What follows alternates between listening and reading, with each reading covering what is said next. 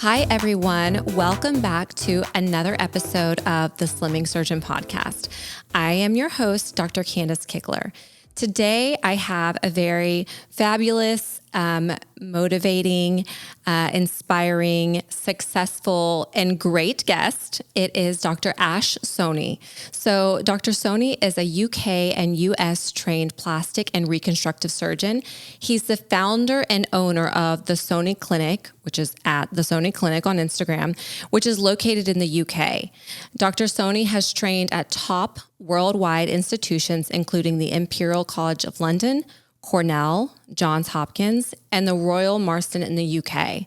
He focuses on both surgical and non-surgical procedures in his practice and has been featured in Vogue, Forbes, Allure, Cosmopolitan, and one of my personal favorites, Harper's Bazaar, just to name a few. So he is a very well-respected, well-rounded, fabulous surgeon, and I'm so excited to have him on today. Welcome, Ash. Thank you so much for having me. I'm very, very excited to do this today. So I know it's a real honor. It's so unique because we're in like totally different time zones, but we are both here alive and vibrant and ready to go. Exactly. Always ready to go. I love it. I love it. So, Ash, Dr. Soni and we met kind of through social media.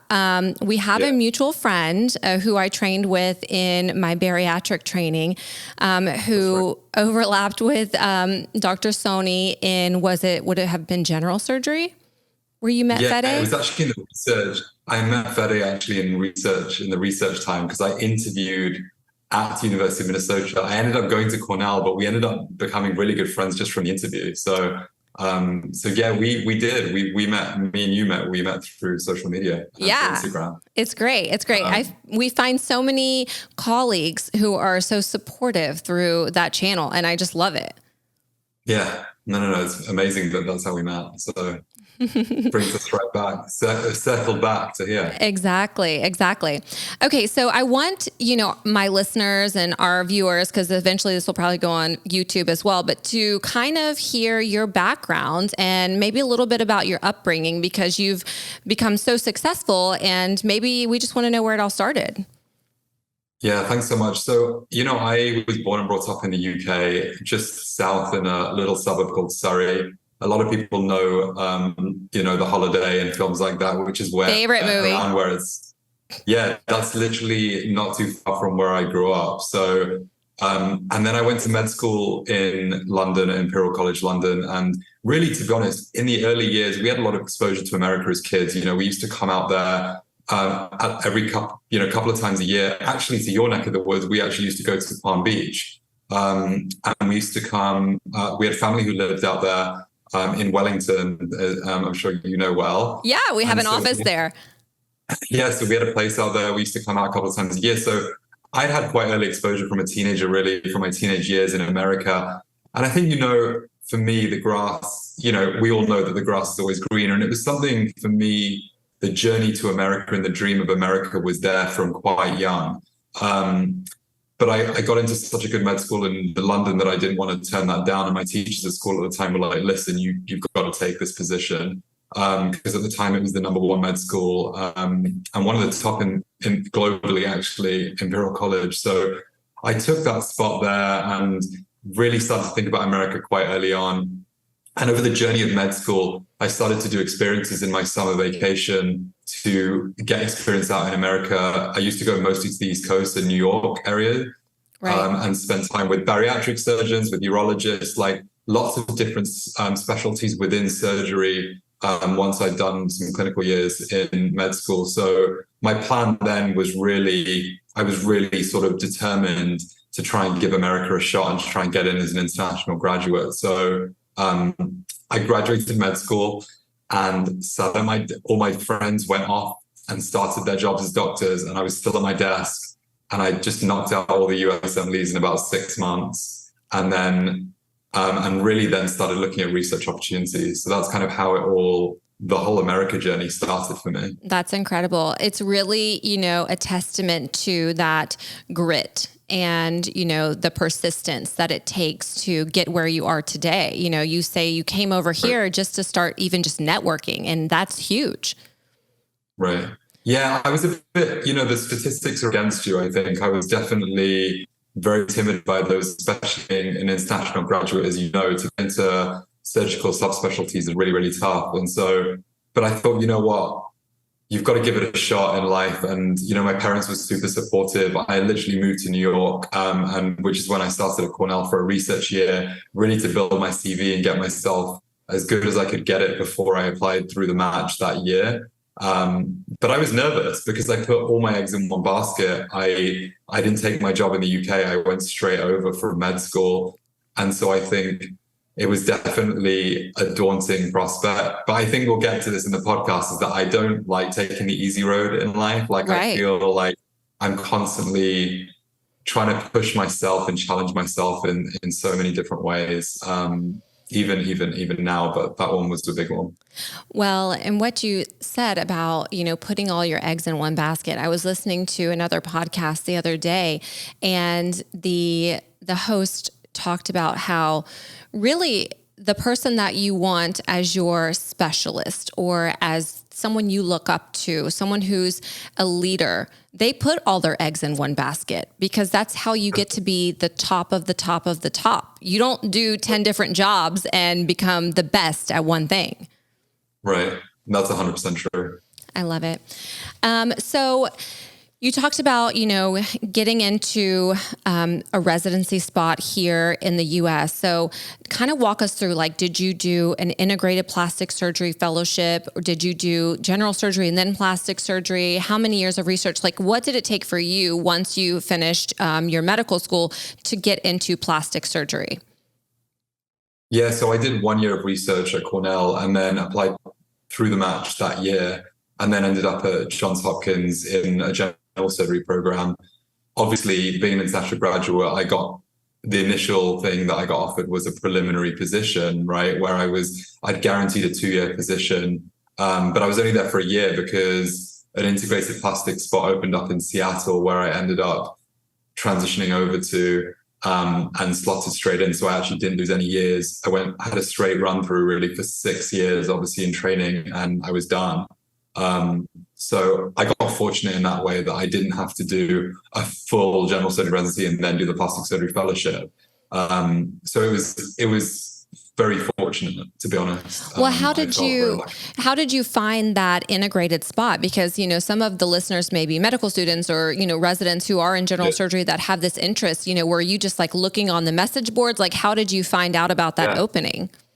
I was refreshing the message boards every single day, probably at least 2 to 3 times a day.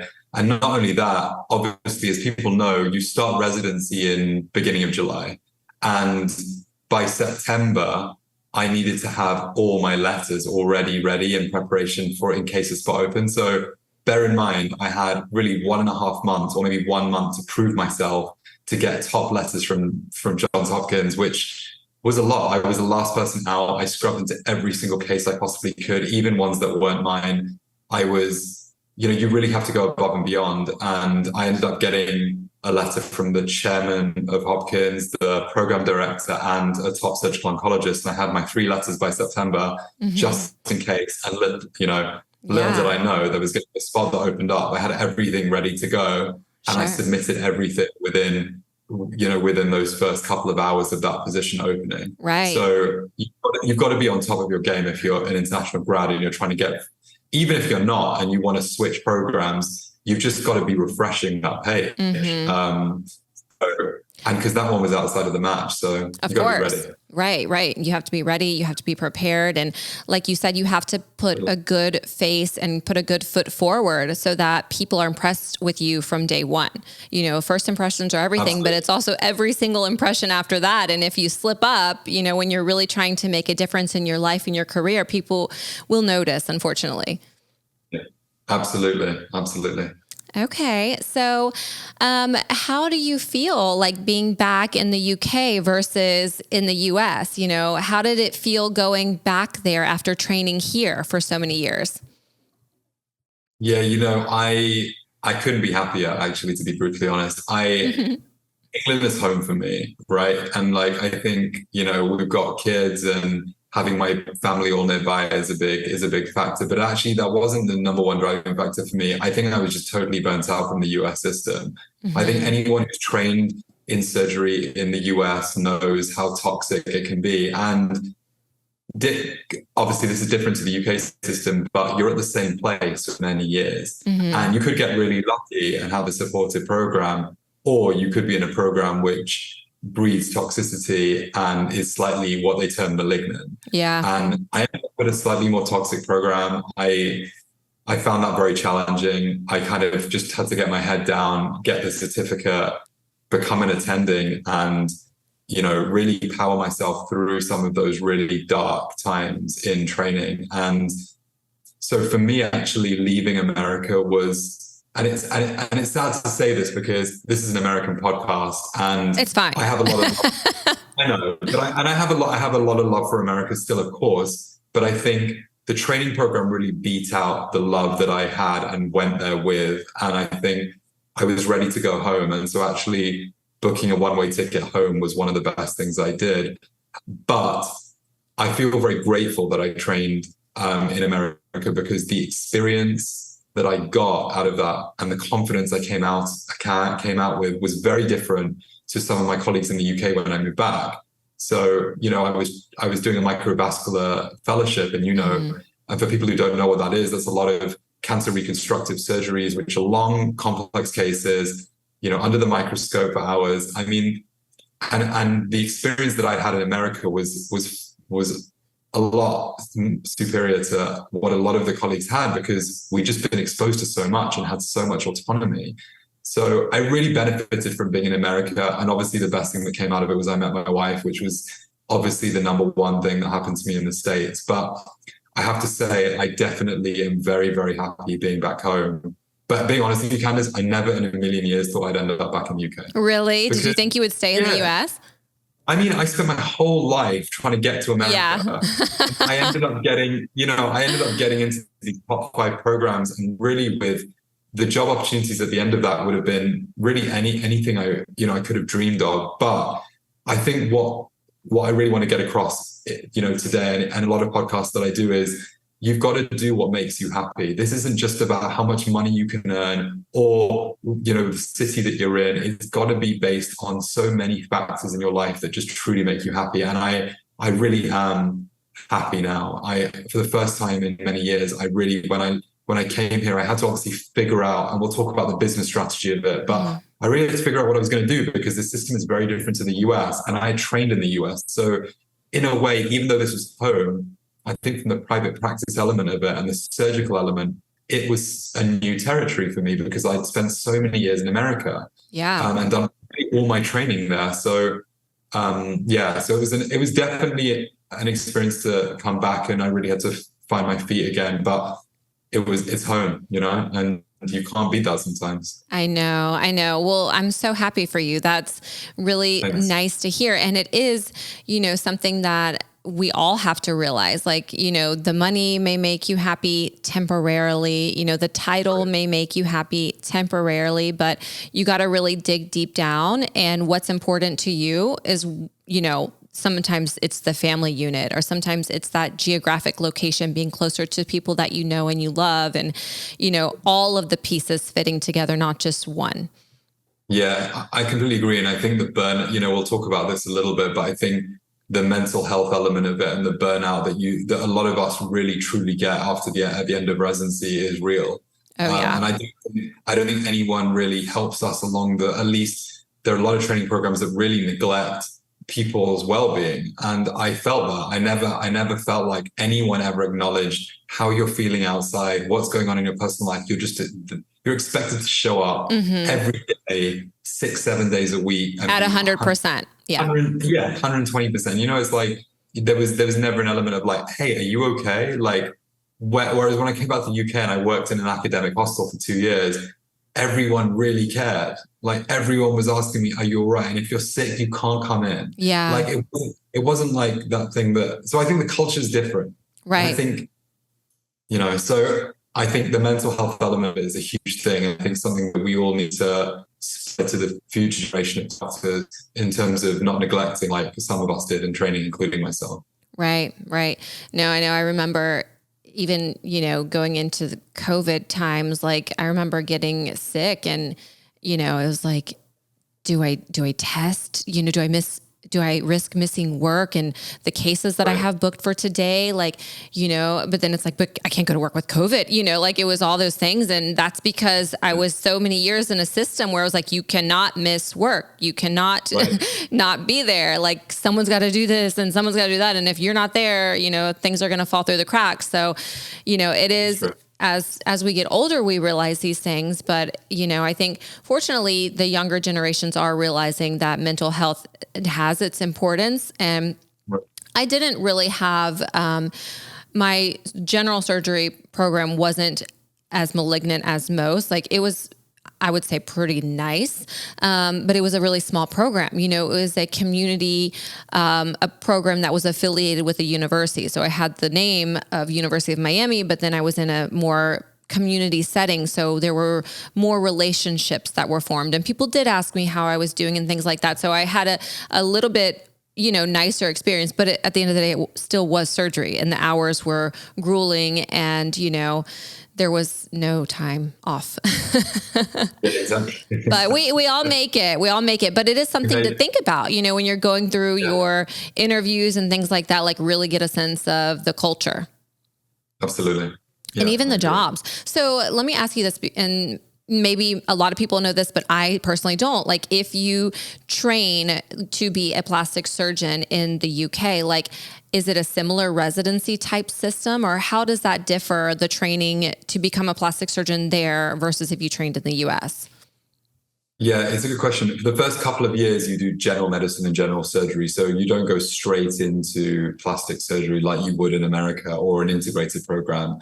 So you have to do a couple of years of general. Then you have to do your core surgical years, which again can include other surgical subspecialties, which are around 3 years. And then you match into your actual specialty. Mm-hmm. And then basically the total time would end up being about 3-4 years longer than what it would be in America. Oh, wow. So it's definitely adds on time. But remember that the hours that they work in the UK are less than half of what you'd work in the US. So they have to do those years to even get close to the number of cases that you do in the US. So the US is basically like fewer years, but mental. Right. And then in Europe, it's a little bit more like in the UK, it's just a little bit more spread out, but the work-life balance is way, way better than what it would be in America. Gotcha. And then fellowships are similar. Gotcha. Yeah. I mean, at the end of the day, especially with surgery, you have to put in the time, you have to put in the hours in the operating room. Like you're not going to get there unless you do. So you do have to get there one way or another, however many years it takes you. Yeah, exactly. Okay. So let's kind of shift a little bit to your current practice. You obviously started the Soni Clinic, which is successful. You've got 2 locations. Obviously you didn't, you weren't a business owner, entrepreneur prior to all of this. So tell me, how hard was that to learn how to start your own practice? Yeah, it definitely was a learning curve. I would say the beauty for me was that it all came about in COVID. So I had a little bit more time to reflect. My academic job was a little bit quieter because there were a lot of surgeries getting cancelled at that time. So it allowed me time to really evaluate and come up with a really good business plan. So I would say when I was in the last couple of years in the US, I had a very clear idea of what I thought I wanted to do out there and how I wanted to structure my practice. I think the difference is that the private practice world in America is very abundant, right? There's lots of practices that you can choose from. In the UK, most people and most surgeons that I know would join a private group, and then to allow them to have automatic referrals. They don't need to do the marketing. They don't need to do any of the media. They basically get automatic patients through. They have a facility where they can operate at, and it's just a lot easier. For me, I had done experience in a couple of places in London while I was doing my academic job, just to gauge the private practice world, understand it a little bit better. And then COVID hit. So it then allowed me to think, how do I want to structure this? And what am I going to do? How am I going to make this work? Because I really wanted to have my own practice don't ask me like why I wanted to straight off the bat set up my own business. I think it was, again, it's kind of like that, the path that not many take, especially in the UK. People don't go out because it's a financial risk. It's also a risk in terms of you have to really work every single angle. And unless you hire a team, which I didn't have at the beginning, because you've got to minimize overheads, right? At the beginning of a business, I did every single thing myself. So whether it be social media, marketing, the finances of it, I obviously got a good accountant who I could rely on. I had a legal team that I could rely on. But the rest of it was basically me figuring it out. And I had to learn how to register, how to trademark a name, register a business in the UK, and then set up my accounts, understand pick locations of where I wanted to be.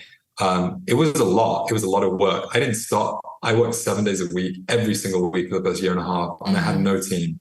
Yeah. I didn't have staff. I had one virtual sort of assistant, but they didn't do that much. They basically coordinated and did a bit of the booking. But besides that, I did every single thing myself. And I think for me, it was very important to save as much as I possibly could in order for me to reinvest and grow the business and evolve the business. And I think I was nervous. My wife was on maternity leave. She had 2 kids in 3 years, and it's not easy being a mom, as you know. And no, it's not. And for me, I left my academic job, which was a consistent salary, and knowing that if I got no patients in the first month, I would make nothing, right? And it was. I set my business in between lockdowns. Obviously, I couldn't really go and meet all different people and meet local businesses because you just couldn't pop in and say hello. Right. And I was shut more than I was open because I elected to close during COVID, because in the UK, everything was really closed unless it was urgent. And I didn't feel as though I could justify leaving an elective plastic surgery aesthetic practice open. So it was challenging, right, at the very beginning. But during COVID period, I was still in my academic job. And then the minute the last lockdown ended, my contract was ending then anyway. And I was like, I'm just going to do it. I'm going to go all in 120% and see what happens. And I've been doing all these virtual calls during COVID with all these local businesses as much as I possibly could. And lo and behold, as soon as I opened in April 2021, I had fully booked clinics. Like, I couldn't believe it. I was like, what is happening? This is amazing. I was renting this like small, so my injectable practice was this small room that I was renting in like a wellness space, but it wasn't like as cute as I wanted it to be. and because I just didn't have the money or the time to do it. Yeah, right. You had to be smart. So I was paying like a low rent. I was using it. I was there 7 days a week. I was creating as much availability as I could. And I set up a second location where I could operate, so I could do my surgeries. And I basically had like the 2 clinics set up at that time. And a lot's changed since that first. But it's just reached just over 2 years of full time in my private practice. And I mean, we can go into like what's happened, but it's nerve wracking. I think that was a long answer to say. To set up your own business, it takes a lot of learning. Yeah. And you have to be prepared that it's like sheer 24/7, 7 days a week to lay the foundations well so that you can build a patient database, because no one knew what the Soni Clinic was 2.5 years ago, right? Like, no one knew. And in order to grow, it's a risk. It's a risk. You know, starting a business from scratch with no name and no one knows who you are, it's a risk. But I believed in my idea and I thought it would work. Well, you believed in yourself, and you know that this is a good long-term investment. You know, the few years that it's going to take you to, or that it took you to establish your name, establish your brand, putting all those hours in, you know, way above 80 hours a week, you know, is going to pay off in the long run. So right. Amazing. Totally. Amazing. The practice that I work for now kind of started in a similar, you know, setting. You know, they came to Palm Beach Gardens and they started, you know, just the mom and pop, like little plastic surgery office, them doing everything themselves, hired a few people, then you hire a few more, you start small and then you expand as you're able to. But you keep it consistent. Quality is the priority, patients are the priority, and, doing it right from the beginning will set you up for the rest of your life. So it's amazing. 1000%. Yeah, absolutely. So was it hard kind of going from working under so many people in training to then just like being the boss, like going from the different practices to now being by yourself? Like, is it odd kind of just being the guy?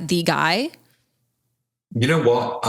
Some of our colleagues, and I'm sure you can testify to this, a lot of our colleagues find it harder to adjust than others, right? I think some people really find it harder to be independent than others. I'll be honest, I absolutely love it. I love being my own boss. I love not having to answer to anybody but myself.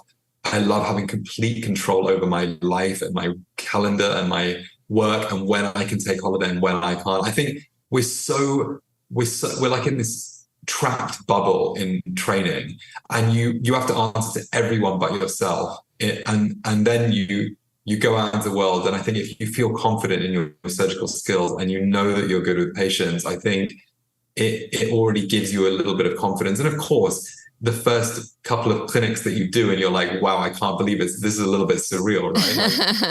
Like you have that moment that it dawns, you're like, this is what I work for, but it's like, wow, I hope people are happy, and I hope you're doing as good a job as you were when you were training, if not better, and you now have ownership over everything. And I absolutely love it. But it was a weird adjustment for me because I was not used to it. I still felt guilty if I took any time off. I was like, oh my goodness, I can't take a holiday. And I was like, wait, hold on a second. I actually can if I want to. Yeah. So it's like when I want to go get my nails done, I'm like, oh my God, can I go get yes, I can go get my nails and my hair done.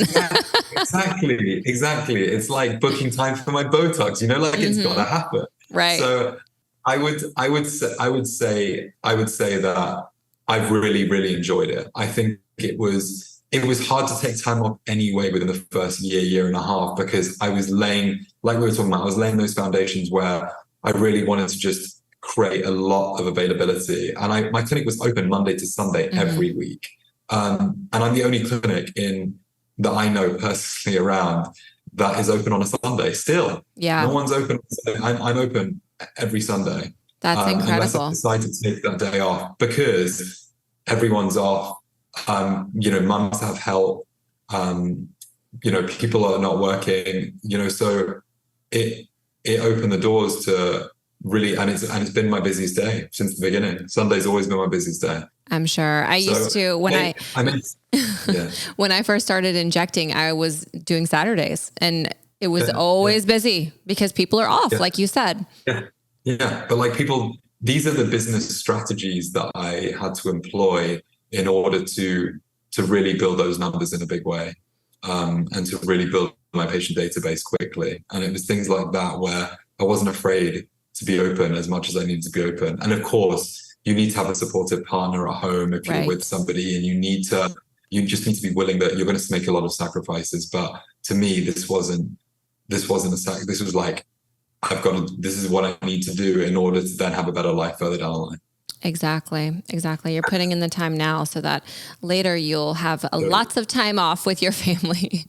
No, I know the feeling. It's like kind of like training, the beginning of your practice, you've got to put in the work so that you have the business that continues to flow, and the return business and all the things, so that you can enjoy time off when you have it. So do you have a surgical suite like in your office, or where do you do most of your operating? Yeah, so so I actually built my own facility. So actually within 9 months of going full time, 8 months, I invested in a property because I'd saved enough and been so busy that I was able to then invest in a property and completely redo it. So it was a blank commercial property that I converted into a 2-floor surgical and non-surgical suite. But everything, I was also very strategic in the way that I created my practice, in that I now only do local anesthetic cases. Mm-hmm. And we can talk about that, but it was a very strategic decision based on my part, which was I wanted a very stress-free work life. Mm. And I think it stems from the burnout and experience that I had during training, that I really wanted to hone in on things that I really enjoy, getting to know patients, creating lovely results for them, but also making sure that I gave myself that I don't want to be on call for anything. Right. I don't want to be dealing with seromas, hematomas. So I don't do cases that could even really, touch wood, I haven't had a complication.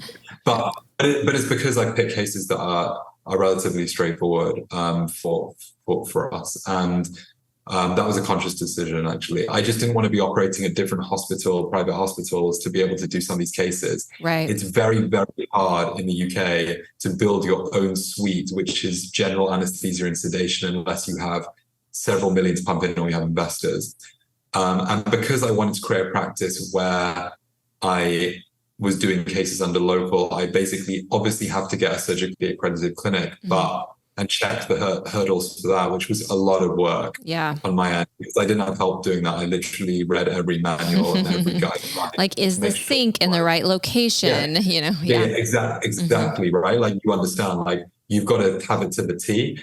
And so I built a 2-floor place here, not too far from my house, and then I have another clinic in London where I do injectables and surgical consultations. So then patients who need surgery will get chauffeur driven down to my clinic in Ascot.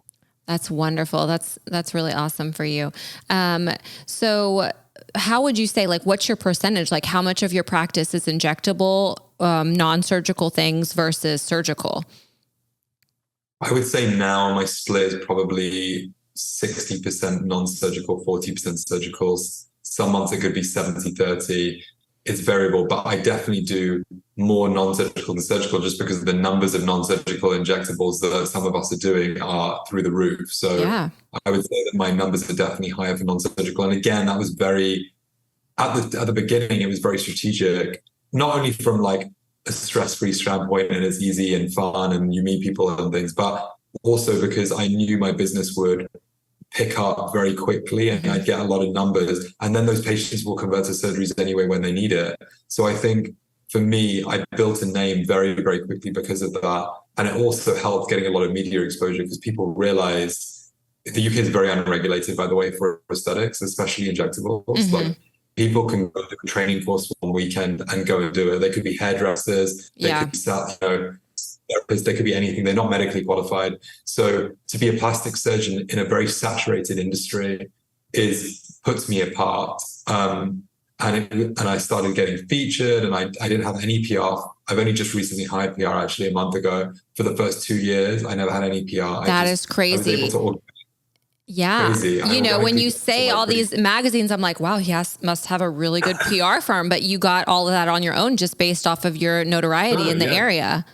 Yeah, literally. I mean, I was so grateful. I never expected it, but I also couldn't afford PR then anyway. Right. I was like, I couldn't justify paying a retainer for somebody. So I was grateful to be in so much so quickly. But again, the business model would have been different in America. This business model works very well in the UK in terms of non-surgical, and from a financial element as well. The non-surgical world bills a lot better in the UK in terms of your profit margins are higher than the US. Gotcha. So let's kind of talk more. So if we are, maybe a patient, or let's talk about things that someone who's interested in injectables may want to know. Like, with your experience, how does somebody know when they're ready to go from only doing injectables to maybe doing some type of procedure? Like, what are some signs or things that you tell people or point out? Yeah, I think it depends on the anatomical region of the face, right? Because I think there's certain things that we can treat really effectively and really help patients non-surgically now. So I think when it comes to, obviously, under eyes, a lot of people are doing under eye filler, or now what's novel in the UK and in Europe is polynucleotides, which are an innovative biostimulator and tissue regenerator for the under eye area, completely natural, based from salmon DNA, very innovative technology. This is so interesting. Yeah, super interesting. It's I'm like going to write this down. Yeah, picked up massively by storm. And then in terms of skin boosters, which are just about to come out in America, I believe, this fall, we've had skin boosters for years. So that's obviously boosting collagen, boosting elastin, improving the overall quality and laxity of tissues, which is great. And then obviously we have dermal fillers, right? For like jawline, jowls to be able to sharpen. And I think there's a fundamental difference in patient population and ideas between the UK and the US. And that is, in the US, things are a lot more surgical heavy in general. Tighten me up right now. So yeah, I mean, the funny thing is that like I have American patients who either move to London or who fly over for certain procedures, right? And they tell me at the time of a consultation that they already know at what age they want to face a neck lift. But in the UK, this isn't a thing. Like, so of course, there are many who undergo face and neck lifts, but in America, it's a lot more like surgically driven. And in the UK, people are really looking for a lot more non-invasive ways of dealing with their face. So, and we know there are some areas like the eyelids, which I love. I love doing blepharoplasties, and I do them very regularly. But those are surgeries that you can't really do that much non-surgically, right? Like, okay, there's a few non-invasive modalities and a few devices that can maybe tighten, but I don't know how well they work. Not really. And being surgeons, we know that if you want to address the laxity above and you've got hooded eyelids, you need a blepharoplasty, regardless of what people tell you of what brow lift you can do with Botox or whatever else. It's just not the same. Right. So I think I've honed in on surgeries that I can't do much non-surgically and most people can't do, but then being able to offer and complement it. And I think, and same for you, being a plastic surgeon and being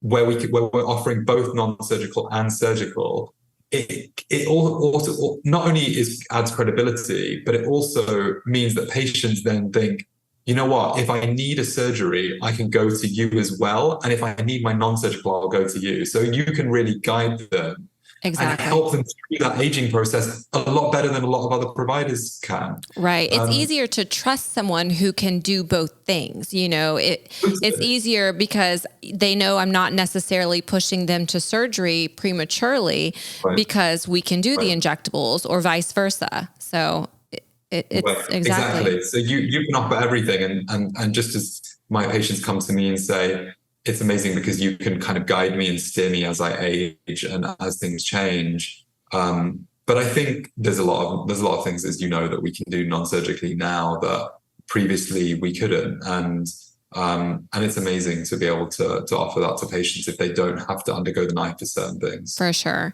Do you do threads? Just curious. I do not. Okay. A lot of plastics, a lot of plastic surgeons don't, obviously a lot of injectors and, practitioners do. And I just like to talk about it. You do threads? I used to, when I was in my medical spa before I did the cosmetic fellowship and started actually doing, plastic surgery. I did some, and it's a temporary improvement, but it's not a long-term solution. Like, we know that. And there's also associated things that can happen with threads when you're putting them in these layers of the face, especially if you are ever going to consider doing a surgical procedure down the road. You've got to be cautious. 100%. I completely echo that. What is your favorite non-invasive thing to do? Like, is it a specific filler or a specific, like, what's your favorite thing to do non-surgically? Yeah, I would say the two areas that I really enjoy are jawline sculpting with filler. I really enjoy that. And non-surgical rhinoplasties. Ooh. And I know it's controversial amongst plastic surgeons to some degree sometimes, depending on who they are, but I do a lot of them because anatomically, we understand the anatomy inside out of the nose. And there's amazing results that you can really achieve with a little strategic amount of filler. So I've had both of those. I've had jawline filler and I've had my bump kind of camouflaged. It's a game changer, as a patient, but also as a surgeon and injector. It really can change the way you look and make you feel more confident. Totally. So actually, those two are really fun. But I mean, I'm sure like you, I mean, we do all the areas. I would say those are my ones that I really enjoy. And so, considering that you do all your procedures under local, you talked about blepharoplasties. Like, is that your favorite surgical procedure to do, or is there something else that you love? Yeah, I enjoy doing. No, I love doing that a lot. I mean, I do some gynecomastia cases. I'll do Okay. liposuction, and like there are some things that obviously we can do really well with tumescence and Yeah. local, as long as it's not like really extensive areas, because I've got to be safe and careful. And if it was something that involved more extensive and they would need sedation or general, then I would refer out. Like I don't take things on that I can't take on in my own practice. Right. And then obviously, like skin cancer stuff, some local flaps, like really fun stuff. Like I said, my practice is really fun. I'm never stressed. I'm never stressed when I'm doing procedures or surgery. Like everything, you've got jazz playing, we're like chatting.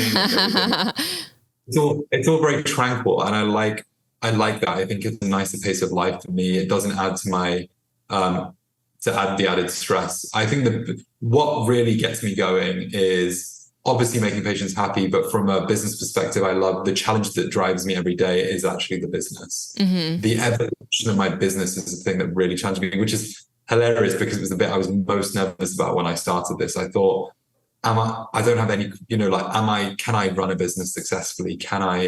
Would I be able to? Are my ideas going to actually come to fruition? I didn't know any of the answers, and I was really nervous about that element of it, but funnily enough, it's the bit I've enjoyed the most.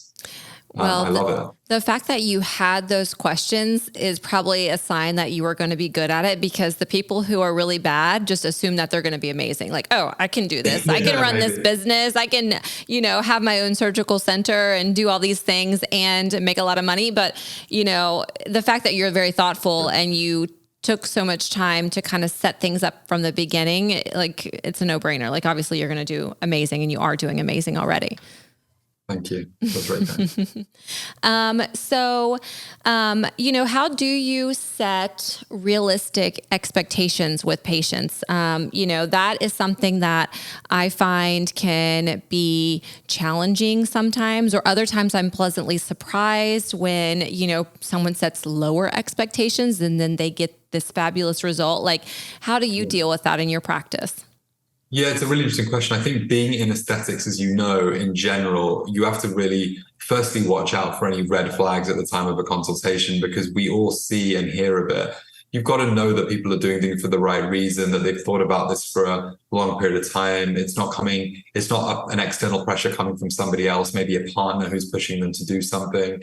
I think the way that they look at themselves as well is a clear indication to me, especially when they start commenting about things when I give them a mirror, and they may see something that you don't necessarily see. And I think it's important to point all of that out very early on in the consultation. But I'm very realistic with my patients about what I can achieve and what I'm unable to achieve. And I think I have to say, it's very rare when patients are not aligned and their aesthetic goals are not aligned with mine. I think maybe I'm lucky in my practice that because I stress so much on natural looking results and getting people who are coming to me for that type of look. I'm not getting people who are coming to me saying, I want to look like this celebrity or that celebrity. I really just don't hear that very much. And I think it's kind of the way that I've structured my practice, in a way that I make it very obvious on social media and the message that I'm spreading of the type of work that I'm trying to create here. But you sometimes do get patients who you identify, and maybe sometimes it's after the procedure, that they may have a little element of body dysmorphic disorder. Yes. Where you've corrected something and they have an amazing result, and you would definitely post it on your Instagram if they gave you permission to. But sometimes they start then giving you the idea that they're not seeing exactly what you're seeing. And until you show them before and afters, and then they're like, oh wow, okay. But even still, I think we've all got to understand, being in this industry, that you just have to watch out for the things that are maybe concerning at the time. And I said a lot of time with my patients, even for a non-surgical consultation, I give people an hour. Yeah, that is a long time. In the UK, that's a long time. For an injectable consultation to go more than 20 minutes in the UK is pretty much unheard of. But I spend a lot of time talking to my patients, because it allows me time to really understand and get to know them.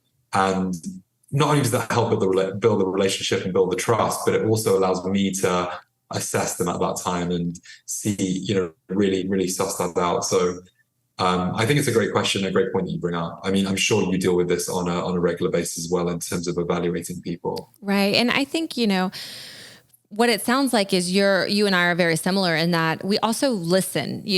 The key thing to what you said and why you spend so much time is because you are listening to the patient and what they want and what their goals are.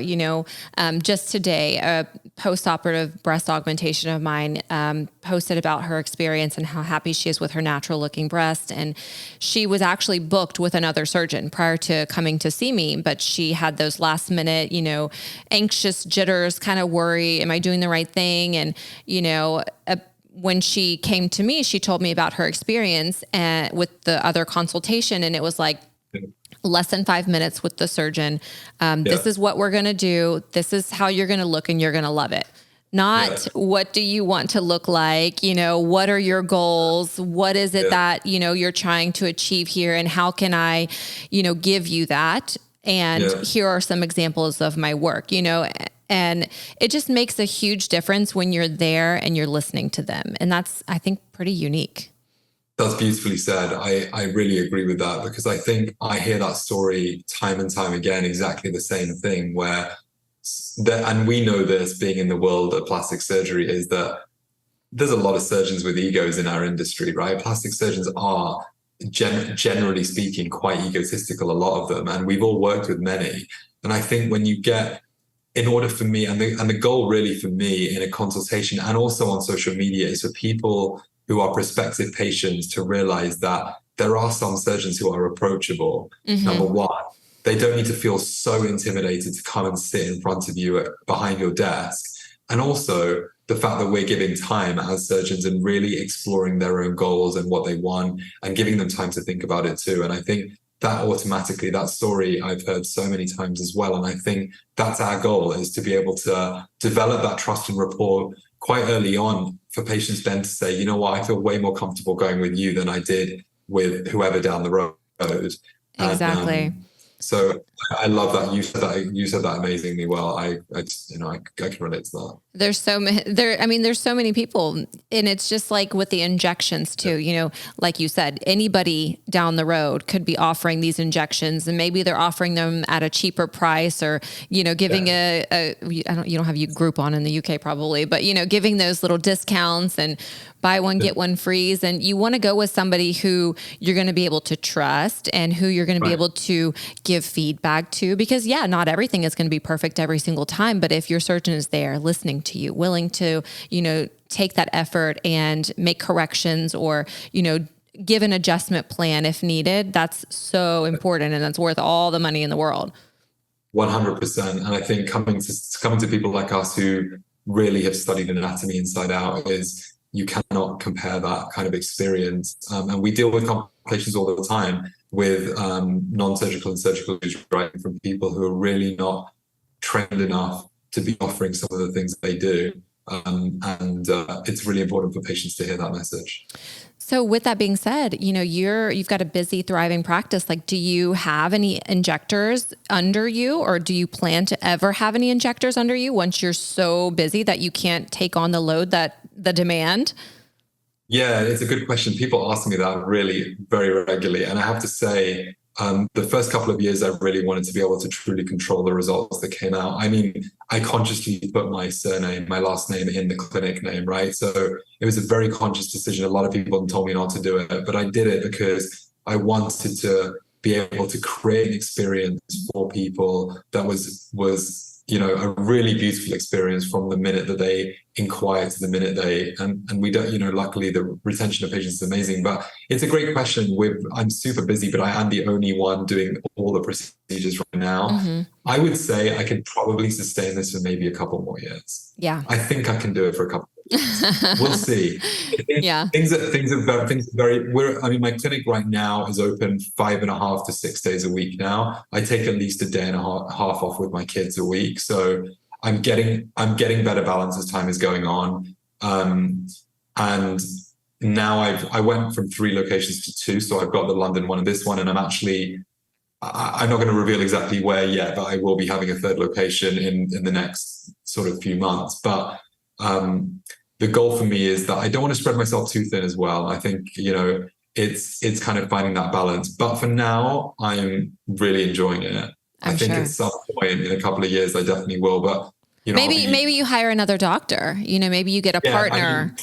I definitely will. I think the brand that I've set up, I'd have to hire somebody who's facial plastics trained, because that is my whole brand, my whole reputation. So I wouldn't just be able to hire anybody to do the injections. It would have to be somebody exceptionally well trained. And then you can offload the surgeries as well, and you kind of mirror each other. So I think it would work really well. But okay, so facial plastic surgery residents listening to this podcast, email Ash. You want to move to London? You never know. They may want that holiday experience. Yeah, exactly. Yeah. I love it. Okay, so I just have two more questions, because your time is so valuable, my time is valuable, and we're covering a lot of ground, which I think this is going to be a great episode for people to listen to. But with all that you've done and the training you've gone through, the business that you've set up, would you have done anything differently? Yeah, it's a good question. I think I don't think I would have. Despite how tough some of the years were, especially in the US, everything happens for a reason, and I think it gave me the confidence and experience that I needed to. I really would, and I always would have gone into plastic surgery because I've always loved it. I think the precision and the finesse is exactly the way that I think we're all a little bit practice makes perfect and a bit perfectionists in our own ways. And I think for me, I wouldn't have done any other specialty.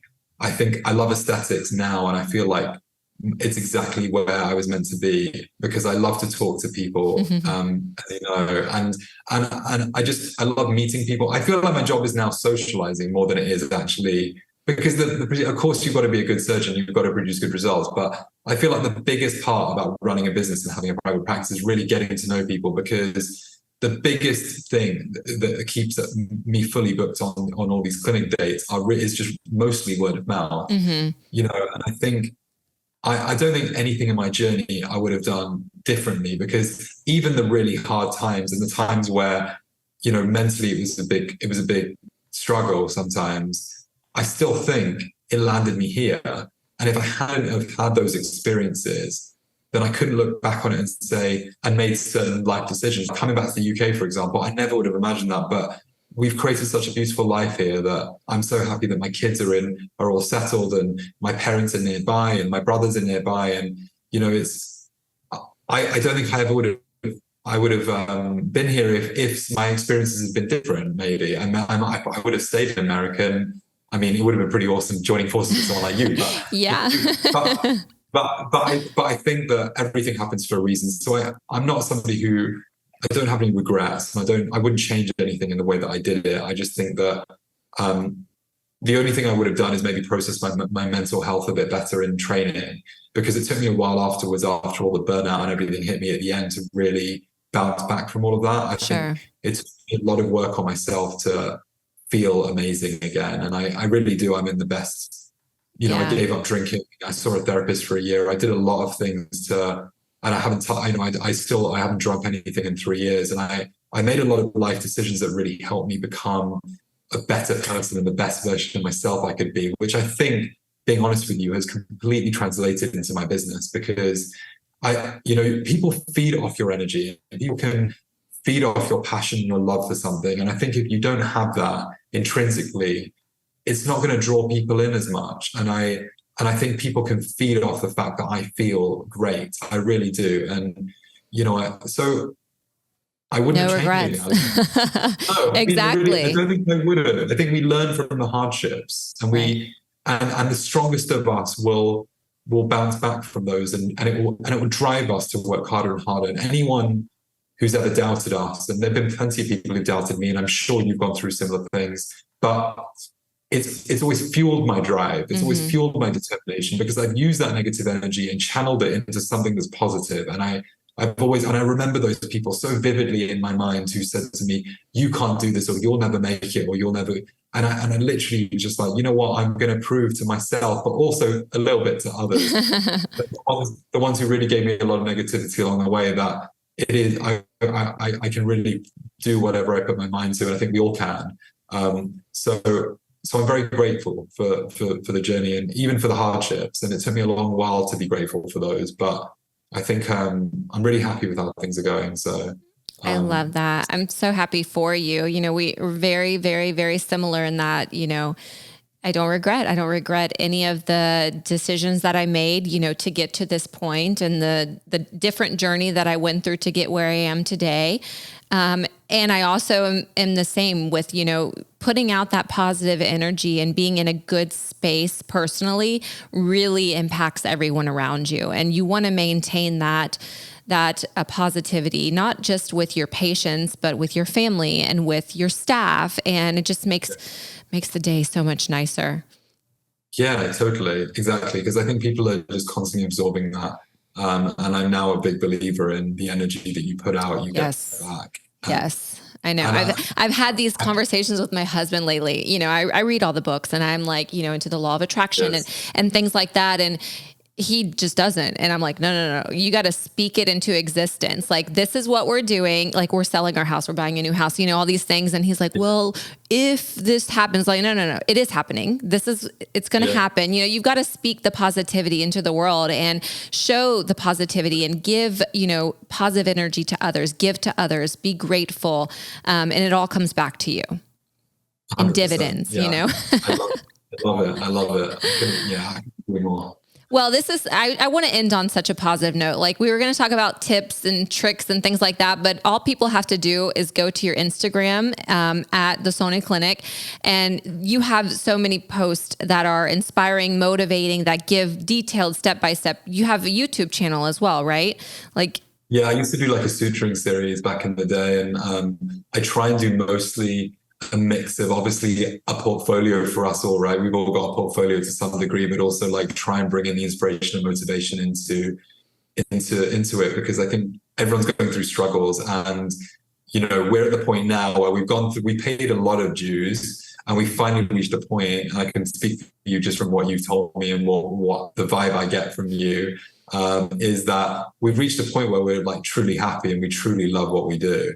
And it's a journey. We're all going to go through a lot of ups and downs along the way, but all we can say is that the drive and determination, if you've got it, you're going to do great.